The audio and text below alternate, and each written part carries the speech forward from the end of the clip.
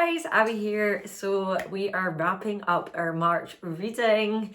I'm wearing my Disney Villains spirit jersey. I love it. I got this when I was in Florida. Go watch my Florida haul if you want to see what else I brought back. Let me go back soon, please, someone. In the month of March, we had one DNF. However, it was a soft DNF. 2 3.5 stars, 2 4 stars, 1 4.25 stars, 1 4.5 star, 1 4.75 star, and 2 5 stars. So we still managed to read a lot. We also read a couple that I didn't rate because I felt there was no reason to rate them. Genre. We have 2 mystery, 2 poetry, 2 romance, 1 fantasy, 1 thriller, 1 crime, 1 classic, and 1 horror. So we've moved away from just the 3 genres. And lastly, how I read this month. So 4 were physical, 1 was a library, and 6 were audio / ebooks. So what a month. Let's get into what I read. The first book I read was Vera Wong's Unsolicited Advice for Murderers. I'm not even going to go into this with you. I'm not even going to tell you what I rated it. You can try and guess, try and work it out from the obvious ratings, but I'm not telling you just now because very soon a video is going to go up about that and you can hear all about my opinions then, so I will save that one for now. Next couple of books I'm going to just book in together. So for Tale for Two Trails, we had poetry and an award-winning book. So luckily our group book was Now We Are Six, and I managed to also get When We Were Very Young. So I listened to both of these literally in the one day because they're very short. They're kids poems. These are the ones that I've not rated because I'm not the audience, so it's not for me to rate. And you know what? I enjoyed them. I felt they were fun. I would let my kids read them, so that'd be very good. And I got full marks in Tales for Two Trails. So I used Now We're Six for award winning and When We Were Very Young for poetry. Next book I read is All That You Are by Alicia Roper, and I gave this 4.25 stars. This is a wonderful woman that I've met on Bookstagram, and I've been following her journey about this book that she's wrote. It is a romance. It is just what you're looking for. It's just fun. It's an easy read. And if someone could buy me the hardback copy of this, I would love that because it's absolutely stunning and I want it. Anyway, I give 4.25 stars. I thought it was great. There was only little small things that niggled at me or bothered me, but I really enjoyed what the book was about. I enjoyed the disability representation and how well it was handled.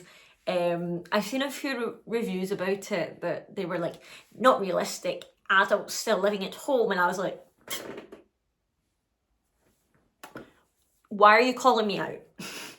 I'm an adult and I still live at home, and I will be living at home for quite a while longer because life is hard, money is not easy, so I'm still at home. So I thought that was a really unfair review, and any negatives I've seen from reviews, I feel like they were really unfair. If you want to support indie authors, it is definitely one that I recommend you check out. And this is the thing, like, if I didn't enjoy it, I wouldn't recommend it to you. I wouldn't have included it in a video. I included it in a video quite recently. Did it in my reading romances. You can go check that video out, and I will just say the same, that I enjoyed it. Just because it's my friend, like, I wouldn't have bashed it if I didn't enjoy it, but I would have spoke to her about it privately and I wouldn't have mentioned it in my videos or on my Instagram. So definitely please go check it out. So then we read a library book, which was The Circus Train, and I gave this a 4.75 stars. It was this close to being a 5-star. It was so close. However, there were just little niggles. But as far as fantasy go, I feel like it was a wonderful story. It had wonderful characters, also disability rep in this one, and the journey you go on throughout it is, oh, it's beautiful. And I think other people should check it out for themselves and decide whether they like it or not. The next book I listened to was The Birthday Girl, and it was a 3.5 star for me. It was such an easy listen. Like, I listened to it very quickly. Like, I read it in a couple of days. I enjoyed where the story was going. I liked the characters. Just for me, where the twist was and where the kind of aim was, I had already guessed like what happened. I already knew what happened, and I was just a bit like, oh yeah, that happened. Yep, I was right.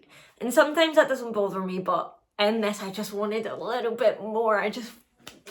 It was on the right track. It was so good. And then I was just like, oh, that's who done it. Okay. Yeah, and they done it because of this. All right. Yeah. And I was disappointed, so 3.5, it's still good. The next book is Butcher and Blackbird. My lovely friend Kaylee sent me this book in February, and you guys, this was for my book club, like my online book club. 4 stars. Oh my goodness, what the heck is this? Why do I love it? Like, honestly, if you know, you know. I read this in my uni, like, my lecturer asked me what I was reading. I was like, just a romance. Just a wee serial killer romance. Nothing special. Me shutting the book very tightly so that he couldn't read the dirty, dirty words that were on the page. 4 stars. Cookies and ice cream. Don't want to talk about it. If you know, you know. The next book I read was Pigeon Blood Red. My copy is upstairs and I can't be bothered going to get it now that I'm halfway through this video. I really enjoyed this book. So this book was actually sent to me in return of my honest opinion. And you guys know I'm just going to tell it how it is. So I gave this book a 4 star. It was a really short book and it was such an easy book to read. I obviously read the reviews because I wanted to know what everyone else thought because I'm nosy. And I really agree that this book would be such a good TV series. Like, it would be so interesting to watch on the telly. Like, sign me up for that. Like, who's gonna get this book and make it a TV series, because that would be fab. So I know that this is the first book of a series, so if you want to send me the second book, I'm not gonna complain. Yeah, no, this was another one. I feel like sometimes people are really hard on indie authors. I mean, not all of them are indie authors. Like, some of them do have representation, but like, they're just newcomers, they're just starting out or whatever. I just think people need to be a lot nicer, because a lot of the comments I see all the time are things like, not realistic. And I'm like, you guys, no one ever said it was real. It's a fiction. But I really enjoyed this. It was a 4 star.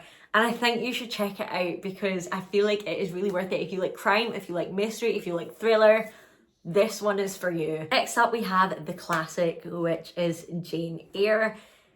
Go watch my video. Like, I'm not going to say much on this because y'all are not watching my videos, okay? Y'all want book content and then you don't watch the book content, and it breaks my heart because I love making the book content. So Jane Eyre was a 5 star. That's all you need to know for now. You can go watch the Jane Eyre video, comment saying that you came because I sent you to my own video, and let me know what your opinions are on this book. Because this is like, I think this so far is my favourite classic. I don't think I've given a 5 star to a classic yet. So we just went banger after banger, clearly. Next thing we read was September House. I had it on audiobook, so I was doing my dissertation. Go watch my dissertation video. Had it in my ears. Oh my goodness. I was not expecting to love this book as much as I loved it. Another 5 stars. It hit me where I needed it. Do you know what I mean? It was so mysterious, and it was literally the perfect definition of it's fiction, so literally anything can happen. It is one of my first horrors. I'm not really a horror genre girly. However, we are opening that net. I'm pretty sure Leandra read this book, and that's why I wanted to read it, because Leandra enjoyed it, and I was like, okay girl, let's check it out. Loved it. I recommend it to everyone, and I recommend that you listen to it, because the audiobook is something else. It's another level. And there was a wee twisty bit, right? There's a twisty bit. I'm not telling you what it is, but I was sitting, I was listening to it, and I was like, if this goes this way, I'm gonna be so mad. My 5 star, because it was 5 star throughout, my 5 stars going to drop right down to 3 stars if they do this. I'll be so annoyed. Nope. Keep surprising me. It just kept on getting better and better and better. And honestly, 10 out of 10. And I'm not sure, I keep saying that I think it's a debut novel, but I've never actually Googled it. So when I'm editing this, I'll Google it and let you know, ta-da, whether it's a debut novel or not. But I think it is, and woo. Next time you bring out a book, babes, I'll be buying it. I'll be listening, I'll be reading, whatever. I want it. What you're selling, I'm buying, okay, babe? And as much as it pains me, we're on to our DNF. So it is a soft DNF. And if you watch the TBR video, you'll know that it's Stone Blind. I'm soft DNFing it. This isn't even my book, this is Luke's book, but I'm borrowing it. And it's going to stay in my house until I've read it. Whenever that may be, but it's not the now. So I tried to listen to it because I needed a car thing. Because I was doing all my dissertation, and the only time I could read was in the car. So I tried to listen to it on my way home from work. And I just finished September House that day. And September House was like up here. And then Stone Blind was kind of like here. And I wanted to blame myself before I blamed the book. So I was like, that was a really hard shift. I've got a really sore head. I'm just not in the mood. I just finished reading such a good book that I'm not giving this book as good a chance as it deserves. So I switched it off. I was like, we're going home in silence. And then the next day, not even the next day, because I took the next day off because I wasn't well. The Monday came around, and I really tried to get back into it. I got to like 46%. So I got nearly halfway through it, and I wasn't enjoying it. It just was not for me. However, when I got home and I picked up the book, right, to find where I was page-wise, and I started reading it, it was going in a lot easier, but it's not for the now. When you feel that way about a book, you gotta just let it go for the now. I will try it again. Just not this month, just not last month, maybe not even next month. I might leave it until like autumn time. I'm like, Greek, here we go. Just not for me. If you've read Stone Blind, let me know your opinions in the comments. Because I'm trying not to be too hard on it, because I know some people like it. But I know that Luke didn't enjoy it. Well, he didn't not enjoy it, but like, it wasn't his favourite. We've read a lot of good Greek mythology books. That wasn't one of them. So maybe I don't like it, but I want to give it the chance that it deserves, aka properly reading it rather than listening, because sometimes that does cause a difference. Last but not least, we read The Maid, and I gave it 3.5 stars. I do also have a copy of this, but my lazy ass doesn't want to go upstairs and get it. So here's a picture of it. I gave this a 3.5 star. I enjoyed it. I thought it was good. The autistic representation was 10 out of 10. See, for a representation, absolutely queen. Absolutely. Like, I totally related to this so well. Because I feel like my catchphrase, I said to Luke, I was like, do you know what her catchphrase is? Do you know what she keeps saying? I don't know if you're laughing with me or at me. And Luke was like, why is she stealing your catchphrase? I say that all the time because I can never tell if someone's like laughing at me or including me in the joke. So that was perfect. So the representation, I really felt it. And I was crying. I cried in reading this book a lot. But there were little niggles that I didn't like. Obviously nothing to do with characterization, it was plot that annoyed me, I don't like.